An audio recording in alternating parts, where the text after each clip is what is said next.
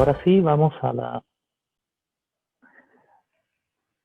Ahí tenemos el texto con el que ya vamos a comenzar la enseñanza de hoy. Dice, y Él os dio vida a vosotros cuando estabais muertos en vuestros delitos y pecados, en los cuales anduvisteis en otro tiempo siguiendo la corriente de este mundo, conforme al príncipe de la potestad del aire, al espíritu que ahora opera en los hijos de desobediencia, entre los cuales también todos nosotros vivimos en otro tiempo, en los deseos de nuestra carne, haciendo la voluntad de la carne y de los pensamientos, y éramos por naturaleza hijos de ira, lo mismo que los demás. Amén y amén. Que el Señor añada bendiciones a esta su palabra, y ya queremos con la ayuda del Señor Jesucristo ir aprovechando, ¿no es cierto?, las instancias, el tiempo que el Señor nos permite para poder conversar de la palabra del Señor Jesucristo. La semana pasada comenzábamos un tema que esperamos con la ayuda del Señor el día de hoy estar continuando desarrollando en relación a a la importancia que tiene en este tiempo, y que la verdad es que no es un tema nuevo ni tampoco una discusión nueva. Y la verdad es de que muchas veces se ha cuestionado y se ha entrado en disputa, y yo ni siquiera me estoy refiriendo a las iglesias que no sean del nombre, sino me estoy refiriendo a aquellos que conocemos el nombre de Jesucristo y que nos amparamos en la doctrina del nombre de Jesús, siendo nuestro Dios y manifestación única de un Dios soberano en medio nuestro, cuyo nombre es Jesucristo. Y es, ¿no es cierto?, al término que guarda relación con los hijos de Dios. Lo decía la semana pasada, es verdad de que hay situaciones que pueden parecer muy sencillas, pero no lo son, en el sentido de cuando empezamos a entrar en disputas y a tratar de poder en muchas ocasiones hasta malinterpretar algunos conceptos de la palabra del Señor. Tal vez el término de ser hijos de Dios no debiera tener ninguna complicación, pero se nos presenta la siguiente complicación a menudo entre las iglesias del nombre, y eso es lo que guarda relación a en qué momento pasamos a ser hijos de Dios. Entonces, por años se ha enseñado, y hay una línea de una corriente de enseñanza que determina que nosotros nos bautizamos en el nombre del Señor Jesucristo, pero lo único, que aunque eso nos hace que nuestros pecados sean perdonados, no somos hijos, sino hasta el momento en que viene el Espíritu Santo o hablamos en lengua, como dicen otros, para poder dar testimonio de que el Espíritu está en nosotros, y en ese momento nos transformamos en hijos. Es decir, mientras no llegue el hablar en lenguas, no somos hijos. Y yo insisto en esta expresión, en hablar en lengua, y lo insisto también en decirme, bueno, a menudo me gusta meterme en la pata de los caballos, aunque a veces debería estar más tranquilo desde fuera de los caballos, pero también porque dentro de mí hay una necesidad imperiosa de poder concordar una verdad absoluta y concreta de la palabra, y creo que no soy el único. ¿Esto qué significa? Que yo creo firmemente en que nosotros no podemos amparar una doctrina tan importante, tan maravillosa como la doctrina del Señor Jesucristo con todas sus facetas, y hacer todo esto, y muchas veces, ¿no es cierto?, enfocarnos en algunas áreas con uno o dos textos, y con eso tratamos, ¿no es cierto?, de crear toda una verdad, cuando a veces estamos alejando en muchas ocasiones a las personas de sincero corazón a poder llegar a un entendimiento cabal de esta doctrina. ¿Y por qué digo esto? Porque a veces cuesta una enormidad que una persona se convierta al Señor, y que se le ha presentado el Evangelio muchas veces, y llega un momento en que su conversión es tan poderosa, es tan latente, es tan, diremos así, importante. Y me refiero a su conversión porque el acto más sublime que existe en la vida de un hombre es cuando alguien siente la necesidad de arrepentirse en la vida de delitos y pecados y aceptar ser parte de una no religión, sino de una fe gloriosa que considera que ha sido planteada desde lo alto, desde el cielo. y no está equivocado, porque la salvación no proviene bajo ningún elemento ni estamento humano. La salvación tiene su origen en el cielo, tiene su culminación en la tierra, pero su origen es en el cielo. Allí se gestó. Por lo tanto, el hombre no es merecedor de tal salvación ni tampoco, ¿no es cierto? El hombre es el, diremos así, el coordinador de tal evento. Me refiero en estos términos porque muchas veces pareciera que grandes corporaciones, grandes congregaciones son los que han orquestado una determinada forma de obtener ciertas cosas y diremos así de alcanzar ciertos sitiales que la palabra del Señor ha puesto para todos, pero la han dejado en un ámbito de exclusividad, cuando en relación a la Escritura la Biblia nos enseña otras cosas. Entonces, y yo digo esto porque la semana pasada lo empezamos diciendo y quiero tomarlo, ¿no es cierto?, como base sentada para lo que vamos a conversar el día de hoy, más lo que viene más adelante. Entonces, cuando cuesta que una persona llegue, se convierte y luego, después que acepta el nombre del Señor Jesucristo, viene alguien y le dice, bueno, la verdad es de que nos alegramos, pero usted ahora necesita el Espíritu Santo. Yo no voy a entrar todavía en ese tema, pero es verdad que lo necesita. Por lo tanto, le decimos, usted necesita ahora el Espíritu Santo, y si usted no habla en lengua, y aquí insisto otra vez en esta parte, porque hemos hecho dos doctrinas diferentes. Hemos hecho la doctrina del hablar en lengua, que es distinta a la doctrina bíblica que la Escritura nos enseña, que es recibir el Espíritu Santo. Y lo digo esto, y no voy a pedir disculpas por esto, porque cuando nosotros hablamos o mencionamos el término de hablar en lengua, justamente les explicamos a las personas o les decimos a las personas derechamente, usted tiene que hablar en lenguas para tener el Espíritu Santo. Y yo cambio la pregunta. Cuando alguien alguna vez me preguntó y me dijo, bueno, yo tengo que hablar en lenguas para tener el Espíritu Santo, yo le dije, no.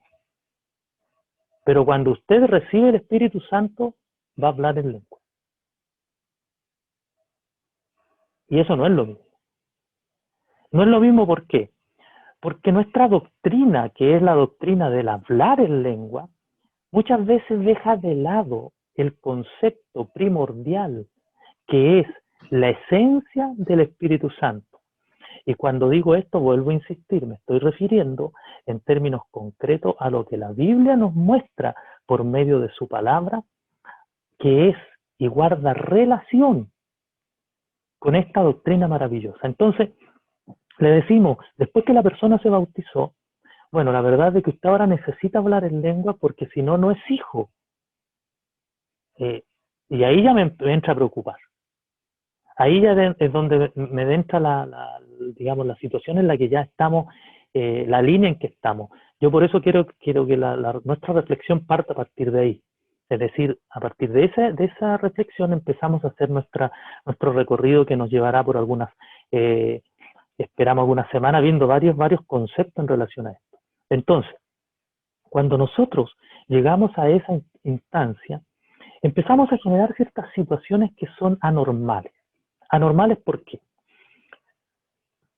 Porque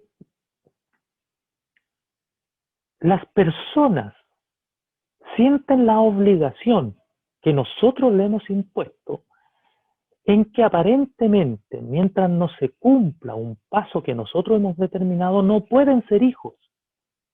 Es decir, que mi pastor y obispo Herbi dice siempre, ¿no es cierto?, que yo digo, nos preguntamos, y la verdad es de que dice, ¿de dónde saca las preguntas? A veces yo no me las he hecho, ni siquiera me he imaginado tal pregunta, pero yo trato de ponerme en la otra vereda porque, tal vez porque sea una persona que desde niño he sido muy preguntón y siempre me he cuestionado muchas cosas en relación a lo que se ha dado por sentado muchas veces, y no es que cuestione todo, sino que yo creo que muchas veces nosotros somos demasiado, digamos, extremistas en algunas cosas, más que Dios incluso.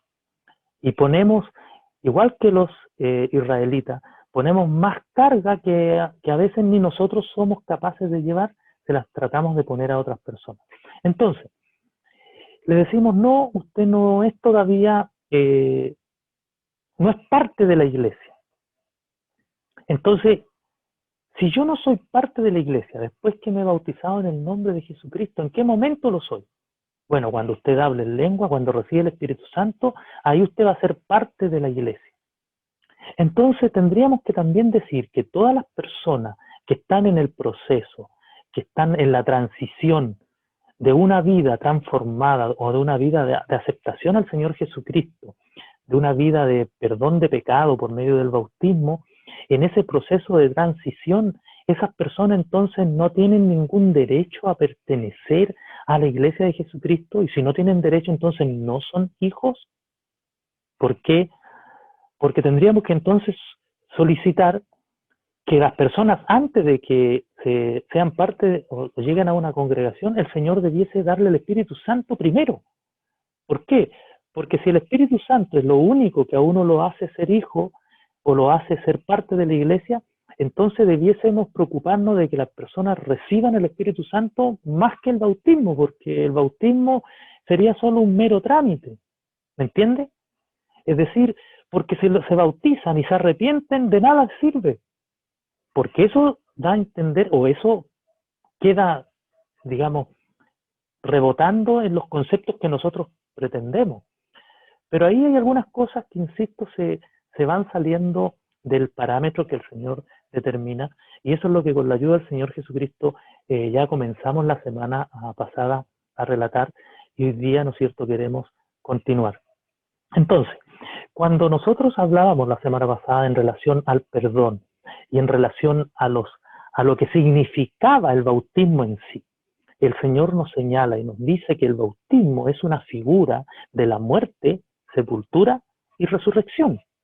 Si el bautismo es una figura de la muerte, sepultura y resurrección, obviamente se está refiriendo a la muerte, sepultura y resurrección del Señor Jesucristo, porque la palabra del Señor, los apóstoles nos enseñaron por medio de la doctrina que el Señor grabó en ello, que era una importancia absoluta de poder creer en que el Señor Jesucristo había venido con su sacrificio a salvar al mundo y a abrir la puerta de la redención. Por lo tanto, dice que nosotros somos muertos con Cristo, somos sepultados juntamente con Cristo por esa muerte, por el bautismo, y somos resucitados juntamente con Cristo después de su resurrección. Pero eso se está refiriendo justamente al acto de perdón y salvación de mis pecados. Entonces, si el bautismo es esa figura, hablábamos la semana pasada, y en qué momento entonces se aplican cada una de estas instancias. Obviamente, nadie puede ser sepultado si no muere primero. Y hablábamos entonces, ¿cuál es el primer paso? El primer paso del bautismo, para llegar al bautismo, obviamente el primer paso es el arrepentimiento, porque el arrepentimiento es la muerte. Es decir, si yo estoy llegando arrepentido y estoy llegando justamente a la presencia del Señor mediante mi arrepentimiento, si yo acepto que soy un pecador y estoy arrepentido de mi vida y acepto la muerte de Jesucristo como mi Salvador y lo acepto a Él para mí, estoy dispuesto a seguir el siguiente paso. ¿Cuál?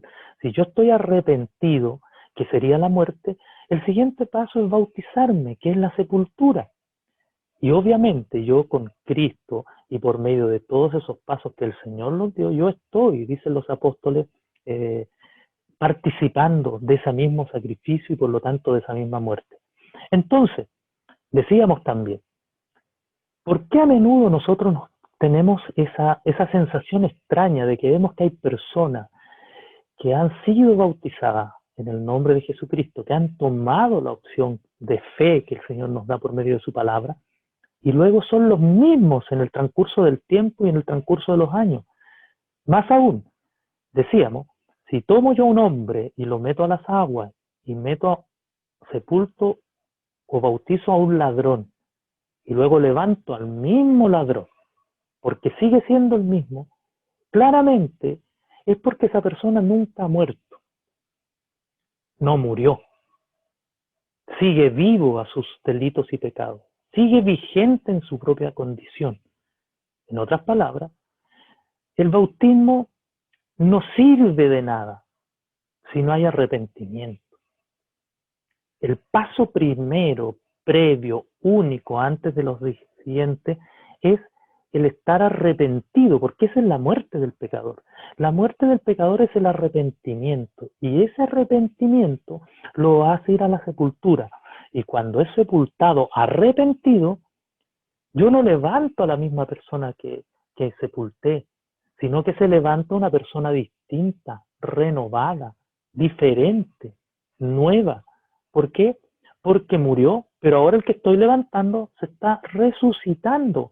Dice la Escritura, y como vamos a ver más adelante, a novedad de vida, o a vida nueva, o un hombre nuevo.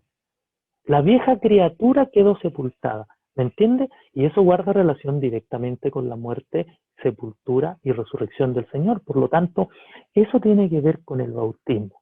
Entonces, la clave de todo este tema y de todo lo que guarda relación con lo que estamos hablando es eso, es la muerte por medio del bautismo. En otras palabras, el bautismo es la clave de todo.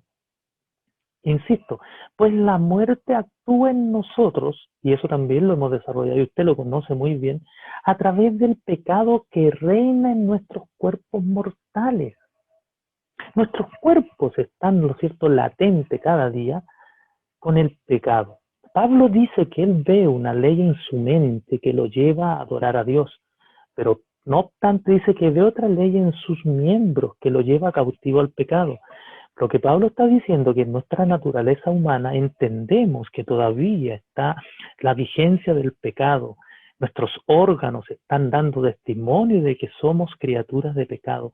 Nuestros cuerpos mortales, ahí reina y reside el pecado. Sin embargo, por medio de este acto en fe, ¿me entiendes? Del bautismo, por medio de este acto en fe, nos hace morir en la muerte de Cristo. Y lo que usted, insisto, ya sabe, es si yo no estoy completamente convencido de mi propia naturaleza, no estoy completamente convencido de que Cristo murió y pagó por mí, no estoy plenamente convencido de que todos esos y cada uno de los procesos de salvación guardan relación con lo que el Señor vino a hacer para salvar mi vida, entonces no puedo continuar más adelante en mi desarrollo espiritual. Entonces, si yo estoy convencido y es un acto de fe, en fe creo que Cristo murió y resucitó por mis pecados. En fe creo que Él está perdonando mis pecados por medio del bautismo. Y en fe estoy también creyendo que mi cuerpo y mi naturaleza interior será renovada. Y nos hace morir entonces por medio de la fe en la muerte de Cristo. Pero al mismo tiempo nos da vida por medio de su propia resurrección. Es decir, creo y convencido estoy de que por medio de ese maravilloso acto, insisto, estamos cada uno de nosotros alcanzando ese proceso. El bautismo es la clave. Y cito la escritura que estábamos leyendo al principio. Y Él os dio vida a vosotros cuando estabais muertos en vuestros delitos y pecados, en los cuales anduvisteis en otro tiempo. ¿Se da cuenta? ¿Siguiendo qué? La corriente de este mundo, la maldad de este mundo, lo que hacen las personas conforme al príncipe de la potestad del aire, dice Pablo. El espíritu que ahora opera en los hijos de desobediencia. Es decir, anduvimos en ese acto, anduvimos en esa vida, anduvimos en ese concepto.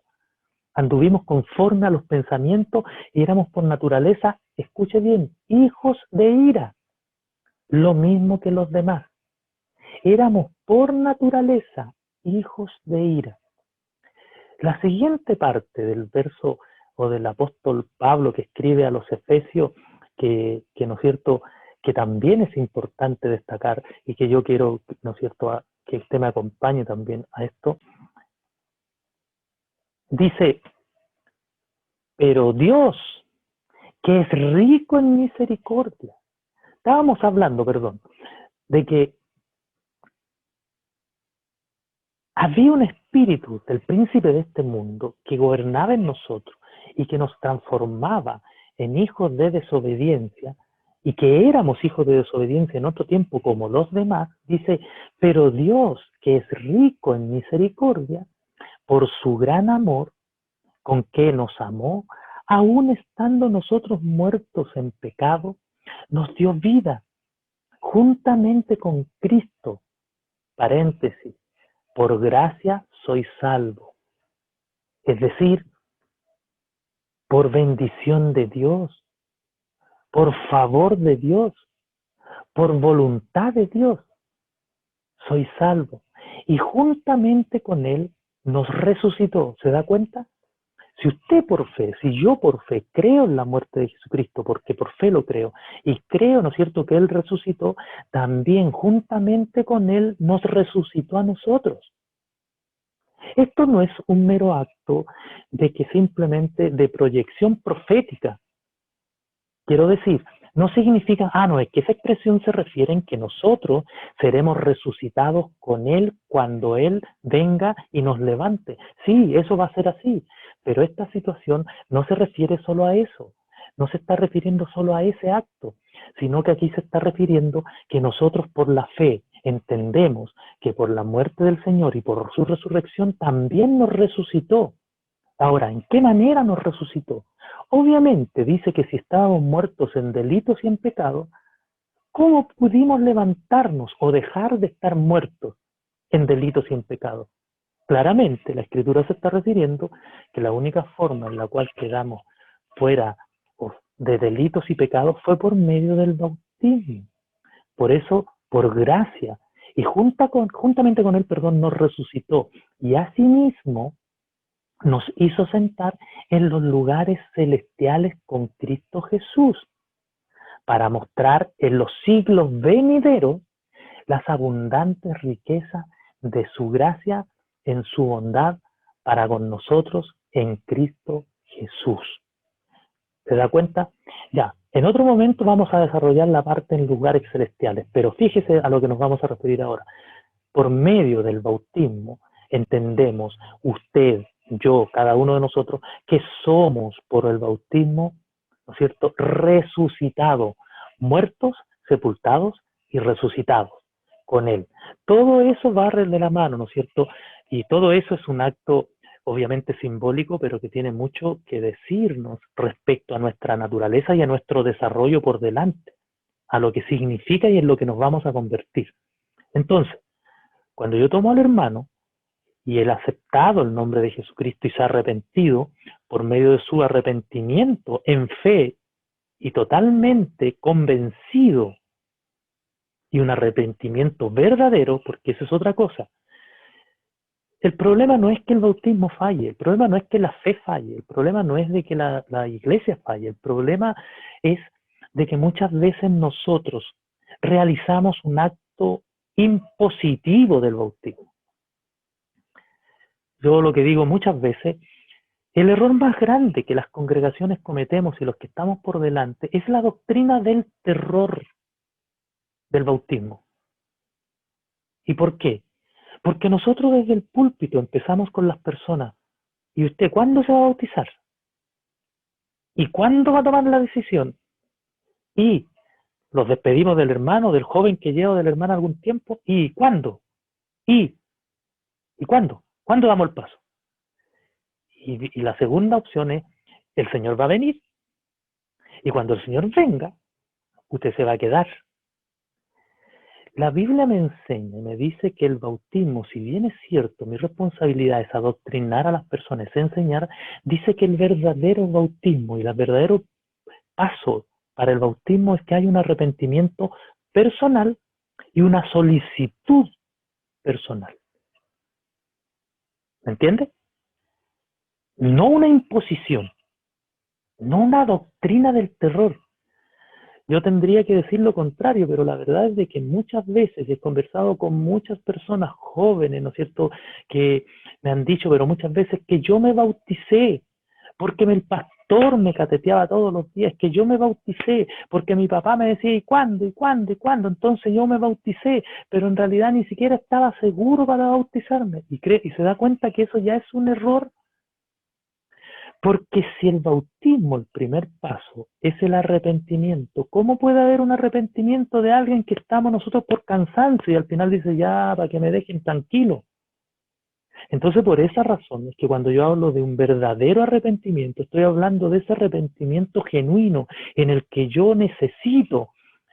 Por eso me gustan aquellos cultos a la antigua, donde había una necesidad de las personas, donde había las personas que decían y se acercaban, pastor, quiero bautizarme.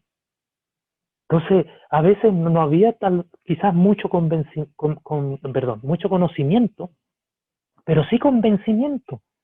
Y aunque no tenía tanto conocimiento, decía que yo necesito bautizarme.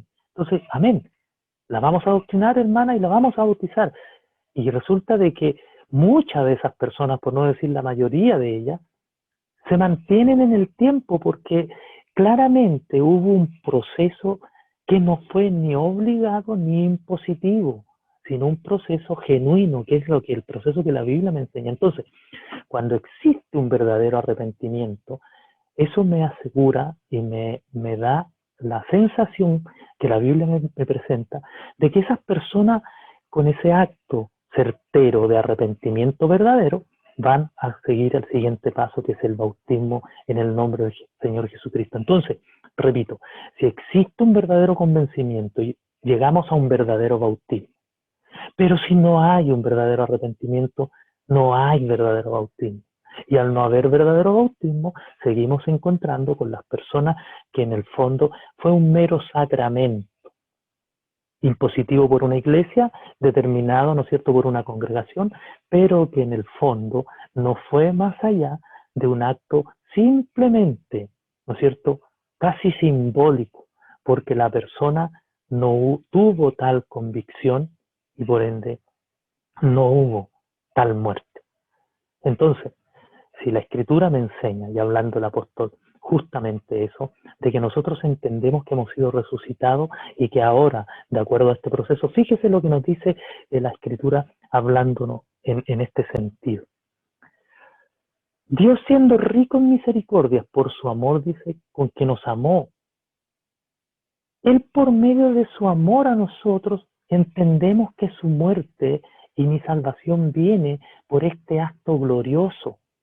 Y por ende, por esa gracia ahora y por su bondad, nosotros en Cristo Jesús estamos entrando en el proceso de este genuino acto del Señor a nuestras vidas. Si nosotros aplicamos estos mismos conceptos claros en relación a lo que estamos señalando con las personas y con los convertidos, llegamos a entender cosas que son maravillosas en relación a la Escritura. Fíjese que Pedro, al igual que Juan, apóstoles del Señor, fueron sumamente claros al decir que si no fuera por la muerte de Jesús, nosotros no tendríamos salvación, ya que Él mismo llevó nuestros pecados en su cuerpo. Y sin duda que esta redención se cumple en nosotros por medio del bautismo en el nombre de Jesucristo. Sí, son escrituras que usted ha conocido, que las hemos leído muchas veces, y es decir, que ellos, tanto Pedro como Juan, señalan de que el Señor, Él mismo llevó nuestros pecados, Él mismo por medio de su cuerpo, y por ende, ¿no es cierto?, el bautismo tiene esa condición de que a mí me asegura que yo, ¿no es cierto?, estoy siendo renovado porque el Señor se llevó mis pecados en relación a lo que yo era conforme a su divina voluntad. Vamos a ir a estos dos textos que usted, insisto, conoce muy bien, pero que es necesario. Dice, primera de Pedro 2:24, se refiere a Jesucristo, quien llevó el mismo nuestros pecados en su cuerpo sobre el madero, para que nosotros, estando muertos a los pecados, vivamos a la justicia, y por cuya herida fuisteis sanados. Fíjese en la expresión y la relación de esto. Dice que nuestros pecados, el Señor las cargó en ese madero, en su propio cuerpo, y llegando, mejor dicho, hasta el madero por nuestros pecados. Para que nosotros, estando muertos a los pecados, vivamos a la justicia, por cuya herida fuisteis sanados. Literalmente, lo que Pedro está diciendo es de que nosotros, por la herida que se generó, la herida de muerte, por la muerte misma del Señor, por esa herida en su sacrificio, fuimos nosotros sanados. ¿Sanados de qué? Obviamente, fuimos sanados no se está refiriendo a una enfermedad física, se está refiriendo a la enfermedad del pecado. Fuimos sanados. Y Juan dice, os escribo a vosotros, hijitos, porque vuestros pecados os han sido perdonados por su nombre.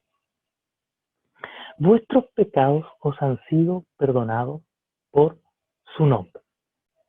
Ya, si nuestros pecados fueron perdonados por su nombre, volvamos al punto inicial de reflexión. Se da cuenta que si yo estoy yendo al bautismo, estoy siendo sepultado con Cristo, estoy muriendo, estoy siendo sanado del pecado. Y por ende, si estoy siendo sanado, entonces, ¿no soy hijo? ¿Cómo es posible? ¿Cómo es posible que el Señor perdone mis pecados? Que el Señor, ¿no es cierto?, por su muerte me está dando nueva vida y aún no soy hijo, porque no hablo en lengua. Sigamos adelante, porque en el fondo no quiero dejar esto solamente así como sencillamente una expresión. Reflexionemos. Por lo anterior, podemos darnos cuenta de que lo que cambia nuestra condición de muertos en delitos y en pecado, escuche bien, lo que cambia nuestra condición de muertos en delitos y en pecado y nos transforma en hijos de Dios es el bautismo, en el nombre de Jesucristo, obviamente, y no otro acto sacramental establecido por alguna religión. ¿Qué es lo que nos transforma en hijos de Dios? ¿Qué es lo que nos cambia la condición de muertos en delitos y en pecado y nos transforma por consiguiente en hijos? El bautismo. El bautismo es lo único que a nosotros nos transforma, porque si estábamos muertos en delitos y en pecado, pero vosotros estando muertos en delitos y en pecado os dio vida, bueno, y entonces, debo entonces señalar que aquellos que sostienen que la condición de hijo de Dios solo se alcanza cuando la persona es bautizada con el Espíritu Santo, con la señal de hablar en otras lenguas, esas personas estarían desconociendo el verdadero sentido que representa la muerte de Cristo. Cuando yo enseño, yo insisto en que solamente la persona pasa a ser hijo de Dios cuando habla en lengua, estoy desconociendo el verdadero sentido que tiene la muerte del Señor. En otras palabras, no tendría ninguna validez su muerte. Insisto, sería otro sacramento como cualquiera otro que una congregación determinada estipula y enseña, y por lo tanto no tendría ninguna validez. ¿Por qué el Señor insistió tanto en el bautismo? Fíjese usted, ir por el mundo y adoctrinar a los gentiles, ¿no es cierto?, que se bautice en el nombre de Jesucristo para perdón de los pecados. Habría sido más sencillo, permítanme decir, perdón por lo que voy a decir, pero habría sido más sencillo para el Señor decirle, mire, vayan por el mundo y adoctrinen a los gentiles y que reciban el poder del Espíritu Santo. ¿O no? Porque solo así son hijos. Pero la orden del Señor no es vayan por el mundo para que reciban el Espíritu Santo, yo insisto, no se falsa película, usted que está, ¿no es cierto? Entonces el Espíritu Santo no, ese es otro tema, pero vamos a ir, calmation, vamos a ir, ¿no es cierto?, despacito por las piedras, porque me interesa que no queden dudas, por lo menos en relación a esto, a la línea de reflexión. Entonces, el Señor nos dio la importancia y insistió y remarcó el asunto del bautismo, insistió en el bautismo. Y los primeros, ¿no es cierto?, apóstoles insistieron en el bautismo. Ellos eran todos llenos del Espíritu Santo, ellos fueron todos bautizados en el Espíritu Santo, pero ellos insistieron en la doctrina del bautismo. ¿Por qué? Porque sabían que la única forma en que los convertidos, en que las personas de un mundo vil y pecador podían llegar a una vida nueva y distinta era que hubiese un convertimiento real, y ese convertimiento se transforma y llega a cabalidad por medio de que sus pecados sean perdonados a través del bautismo. Y por ende aquellas personas iban a ser parte de este conglomerado de criaturas llamadas a ser santos. Es decir, es el inicio del camino, es el primer propósito. Pero sin este primer paso no puede haber lo demás. Pero eso no significa ni desconoce que este primer paso es menos importante que los otros. Y por lo tanto, los otros que vienen después hay que tener los primeros. No, lo que el Señor dice es lo contrario. Este es lo primero, el bautismo. Y obviamente es lo que transforma y hace que las personas, los creyentes y cada uno, ¿no es cierto?, de los suyos, sean transformados en hijos de Dios. Un ejemplo de esto es lo que constituye lo que el apóstol Pablo enseña a los Gálatas, diciéndole que la condición de hijos, los gentiles, escuche bien ahora, los gentiles, la condición de hijos la recibimos por adopción y no por progenie carnal como es el caso de los israelitas. Los israelitas tenían una condición de hijo porque ellos vinieron desde los lomos de Abraham separados como hijos de Dios. Por lo tanto, ellos como progenie carnal, por desarrollo, por continuidad, ellos eran hijos. Pero nosotros los gentiles, aunque en el sentido estricto y, ¿no es cierto?, como decía alguien, y en estricto rigor, ¿no es cierto? Sí, es verdad que nosotros somos todos hijos de Dios desde el punto de vista de la creación, pero en cuanto a lo que consiste ya el área chica que el Señor determina en función de una elección importante para ser un pueblo, es de que los israelitas ellos venían por progenie carnal, hijos. Pero nosotros, les dice Pablo a los Gálatas, que nosotros fuimos adoptados por adopción. Nosotros somos hijos por adopción. Y Pablo, ¿no es cierto?, lo grafica, y lo grafica hermosamente, porque Pablo necesita que entiendan y que sepan los Gálatas la importancia que esto tiene, porque fíjese,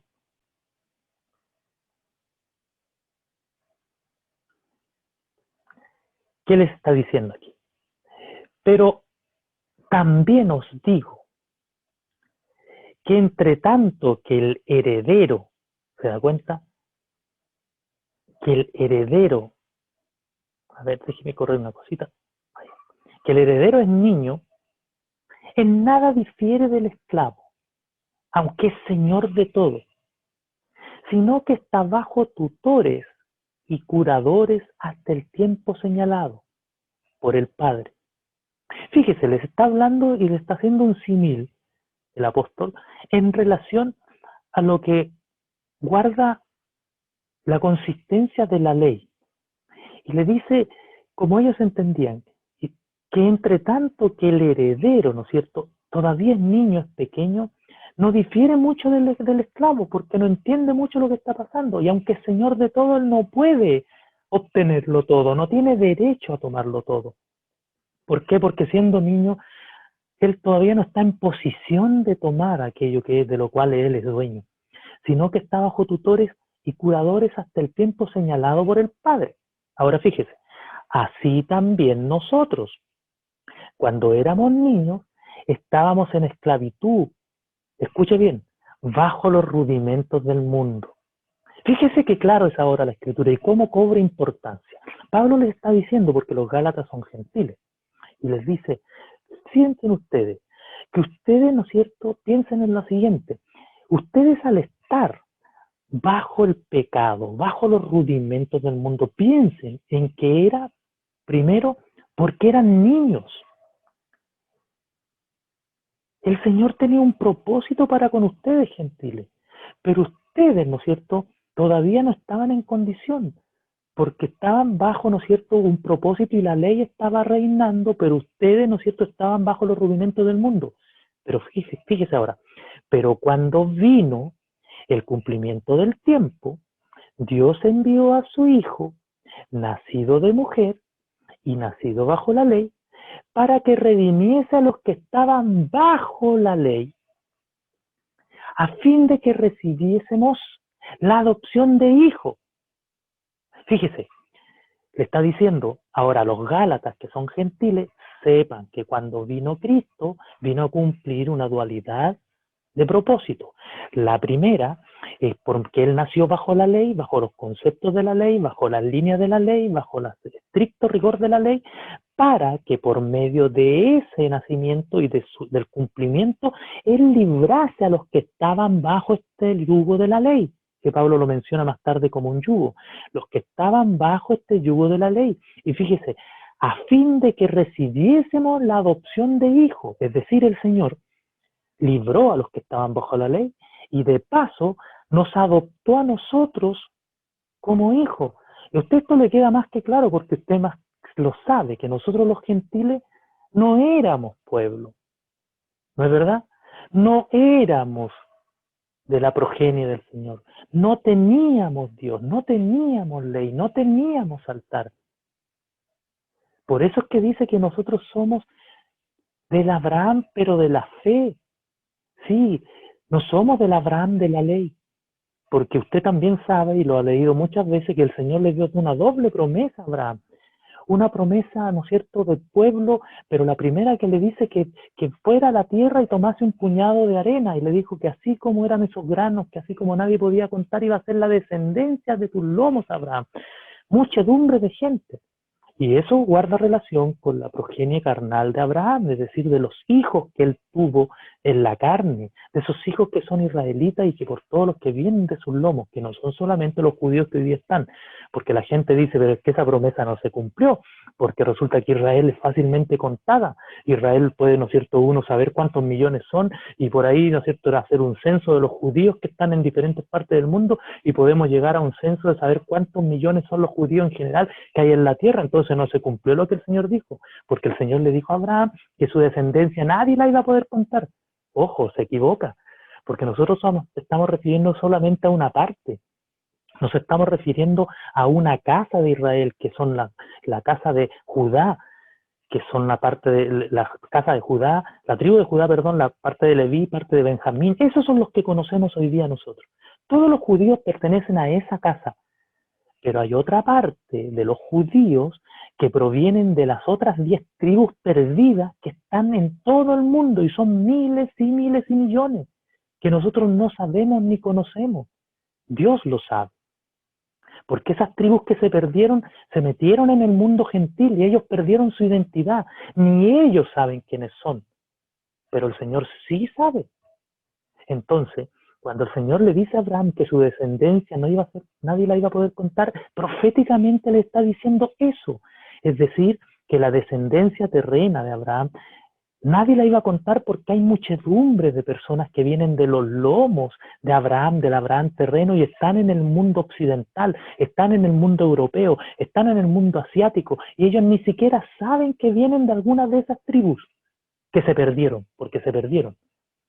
Ni siquiera los judíos saben dónde están sus hermanos, pero el Señor sí lo sabe. Y usted sabe que en Apocalipsis hay una gran promesa que llegará el día cuando el Señor sellará a 144,000 de todas las tribus. Significa que el Señor sellará a personas que están en medio de Asia, sí. Sellará a personas que están en medio de Europa, sí. Sellará a personas que están a lo mejor en África, sí. Porque sellará a personas que son de linajes israelitas, no judíos, israelitas. Porque los judíos son solamente la casa de Judá. Bueno, Eso es otro tema que usted también, ¿no es cierto? Pero debemos entender lo que acabamos de decir, que era una promesa de carácter terrena. Pero ahora le dice a Abraham el Señor, pero mira al cielo. Esto no es en el mismo instante, sino es posterior. Y le dice, pero mira al cielo. Cuenta las estrellas, no las puede, ¿no es cierto? Bueno, así también será tu descendencia. Y ahora la descendencia que él le muestra es una descendencia espiritual. Ahí pertenecemos nosotros, ahí entramos nosotros, ahí entra usted. Porque nosotros hoy día somos linaje de Abraham, pero por la fe. Linaje de Abraham en esa segunda promesa, la celestial. En consecuencia, ¿no es cierto?, cuando les dice que para que redimiese a los que estaban bajo la ley, a fin de que recibiésemos la adopción de hijos, usted y yo, claro estamos que somos hijos adoptados, no legítimos, adoptados. Pero la pregunta mía es, ¿pero un adoptado es menor que un legítimo frente a la ley? ¿Un hijo adoptado tiene menos privilegios que el que es legal? ¿La ley le dice, no, tú eres un hijo de segunda categoría? No. Un hijo adoptado tiene los mismos privilegios que el hijo legítimo. Por lo tanto, lo que nos está diciendo el Señor, que los adoptados, usted y yo, tenemos los mismos privilegios. Y ahora piense usted. Y dice, y por cuanto sois hijos, y fíjese en esta expresión, que más tarde la vamos a desarrollar, y por cuanto sois hijos, Dios envió a vuestros corazones el espíritu de su Hijo.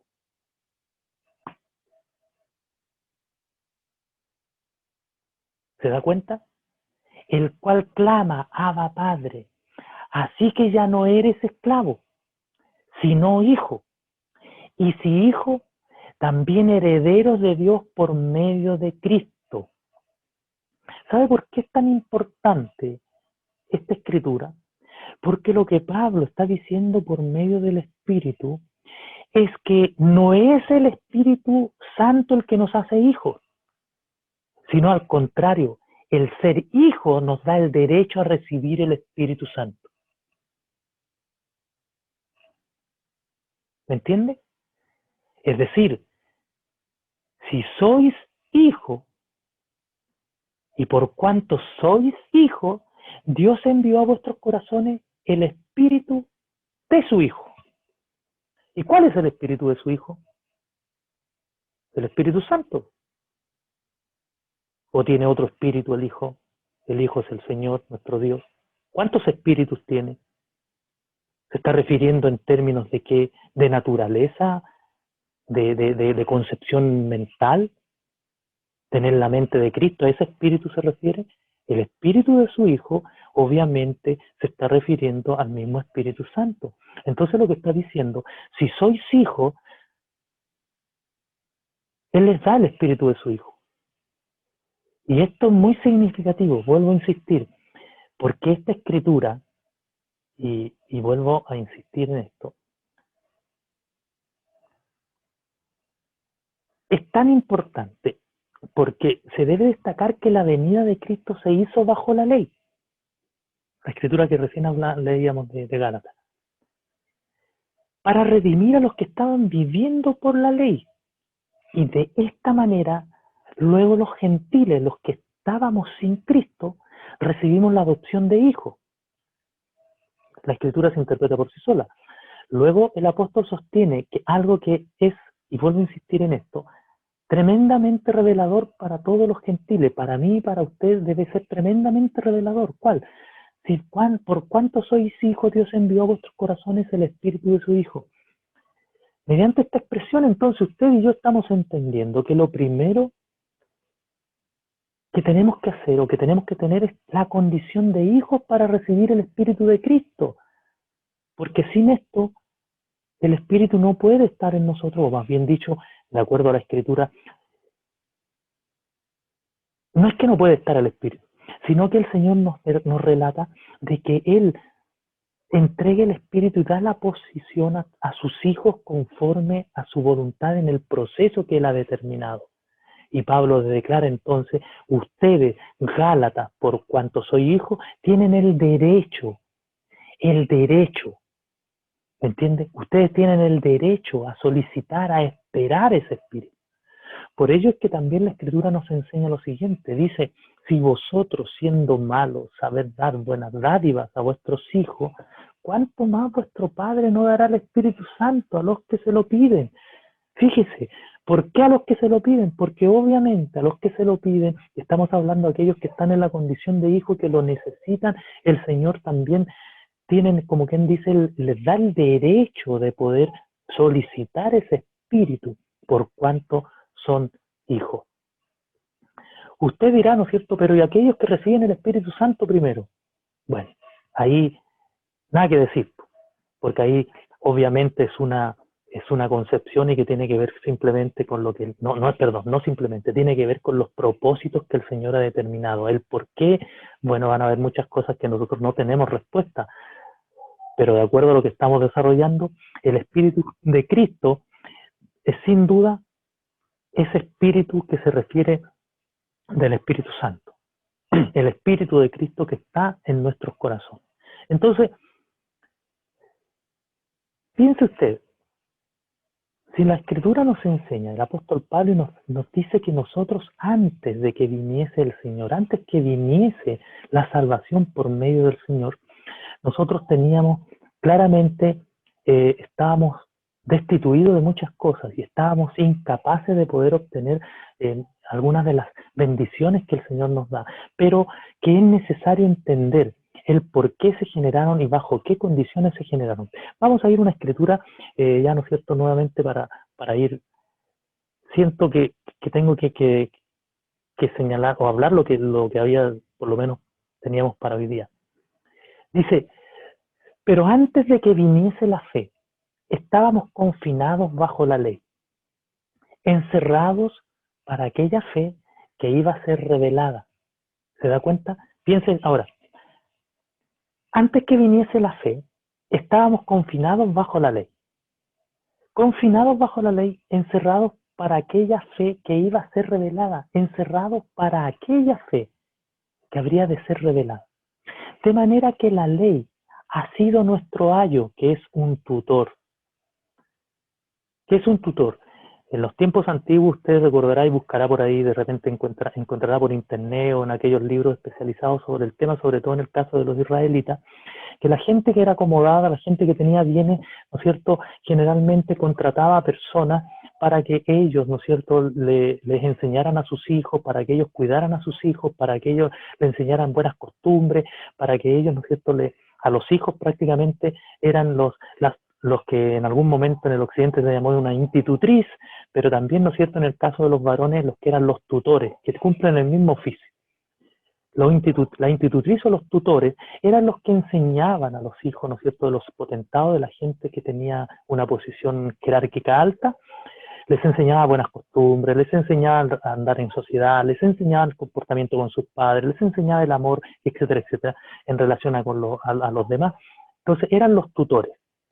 Fíjese que lo que está diciendo que la ley no es más grande que la fe ni que la gracia. La ley era un tutor, era un guía. Y a eso se refiere cuando dice, para llevarnos a Cristo, a fin de que fuésemos justificados por la fe. Pero venida la fe, ya no estamos bajo tutor o bajo ayo, pues todos sois hijos de Dios por la fe en Cristo Jesús. Y esto insisto otra vez, porque aquellos que en algún momento determinado quieren judaizar, quieren establecer conductas judaizantes a la iglesia. Es decir, tenemos que hacer esto que dice la ley, tenemos que cumplir esto otro que hace la ley, tenemos que hacer aquí por la ley. No estamos sino desvalorizando la gracia. Porque recuerde que la ley fue solo un tutor, la ley fue un ayo, la ley fue una institutriz que estaba guiando al hijo mientras llegase la fe.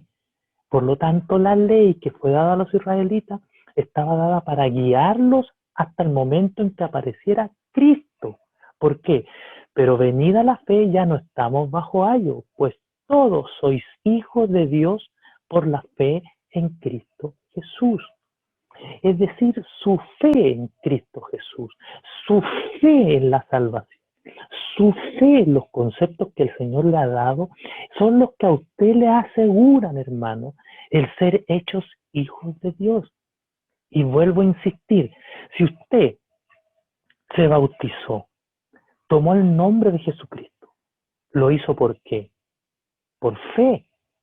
Y si lo hizo por fe, entonces, si lo hizo con el arrepentimiento adecuado y bajo los propósitos y parámetros establecidos bíblicos adecuados, usted es hijo de Dios.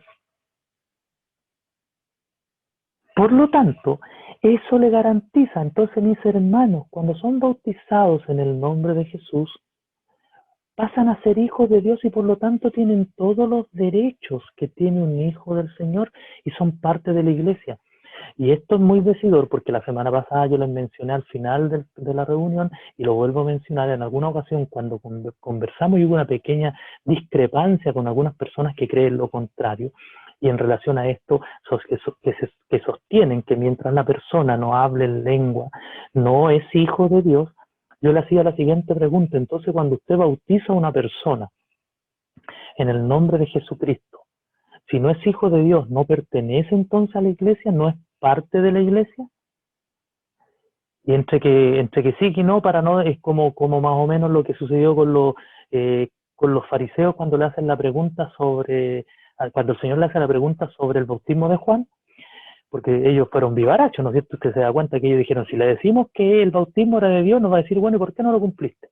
Y si le decimos que era de los hombres, nos van a agarrar a peñascazo los demás porque tienen a Juan por profeta. Entonces vienen y le dijeron, la verdad es que no sabemos. El Señor sabía que sabía, pero ellos no quisieron responder. Entonces cuando yo le digo, bueno, entonces ¿qué significa? Que si esta persona es bautizada en el nombre de Jesucristo, no es parte de la iglesia porque no tiene el Espíritu Santo.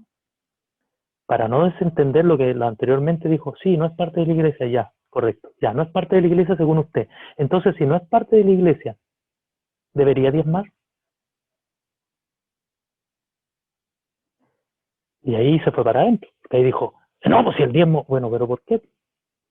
Si el diezmo es para los hijos, si el diezmo es para la iglesia, si yo insisto en que las personas diezmen los que tienen compromisos con el Señor, y si yo busco que el diezmo es el gobierno de la iglesia, ¿cómo puede estar, ¿no es cierto?, diezmando a alguien que no pertenece a la iglesia?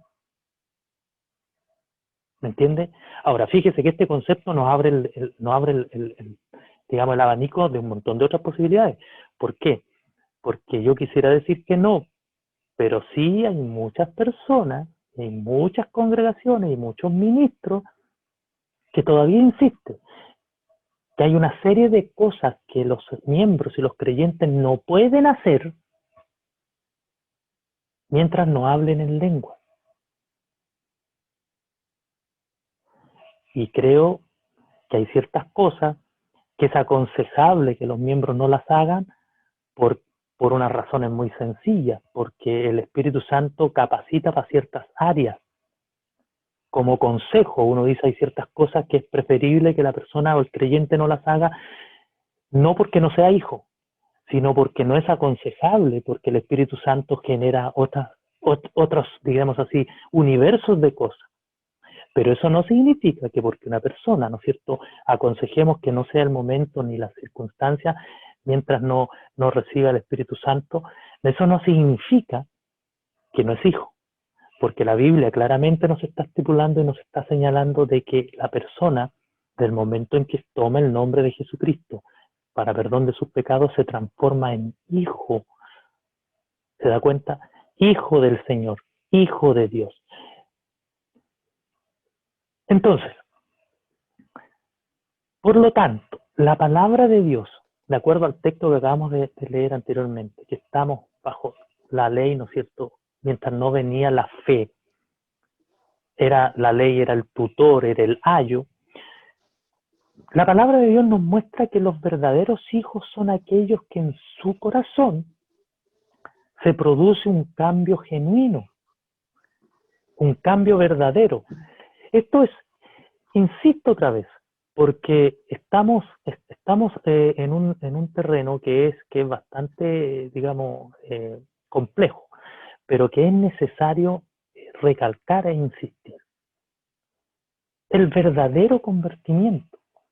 Entonces, los verdaderos hijos son aquellos que en su corazón se produce un cambio genuino por medio de la verdadera conversión al Evangelio, la verdadera conversión, la cual actúa por la fe en el nombre de Jesucristo, aceptando que el perdón de sus pecados los introduce a lo que la Biblia llama el nuevo nacimiento. La Biblia llama el nuevo nacimiento como parte o esencialmente por medio del bautismo, estado en el cual el hombre deja de ser practicante del pecado. Sin embargo, su condición general sigue estando sujeta a su naturaleza terrena de pecado. Me explico. No es lo mismo decir que soy un pecador a decir que soy un practicante del pecado. La Biblia nos dice y nos señala que nosotros, por naturaleza, somos pecadores. Pero la Biblia también nos señala y nos llama a que dejemos de ser practicantes del pecado.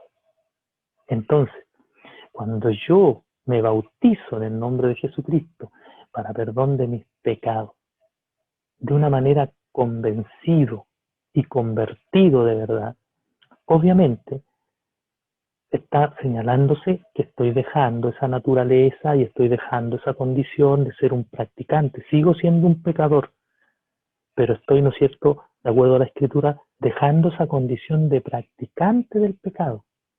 No así, mi naturaleza sigue siendo, como Pablo lo señala, una naturaleza de pecado. Entonces, bajo esas condiciones, la Biblia me está señalando la importancia que esto tiene. Veamos, ¿no es cierto?, lo que la Escritura nos señala en este sentido. Primera de Juan 5:18 dice, sabemos que todo aquel que ha nacido de Dios, escucha bien, no practica el pecado.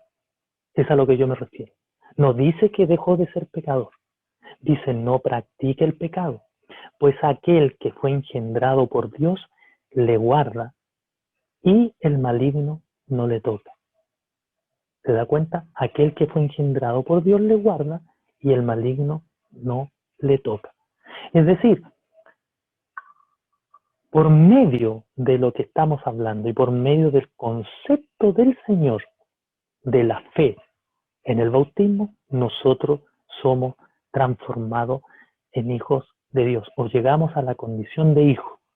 A los suyos vino. Esa es la escritura que comenzamos la semana pasada. Y los suyos no le recibieron, mas a todos los que le recibieron les dio potestad de ser hechos hijos de Dios, los cuales no han sido engendrados ni por voluntad de carne ni por voluntad de varón, sino de Dios. Por lo tanto, recapitulemos. Los hijos de Dios son todos aquellos que han sido parte de un nuevo nacimiento conforme al concepto del bautismo que está inserto en el bautismo mismo. Muerte, sepultura, resurrección. Una nueva vida, dejando los pecados clavados en la cruz por medio de Jesucristo y por medio de Él también una novedad de vida.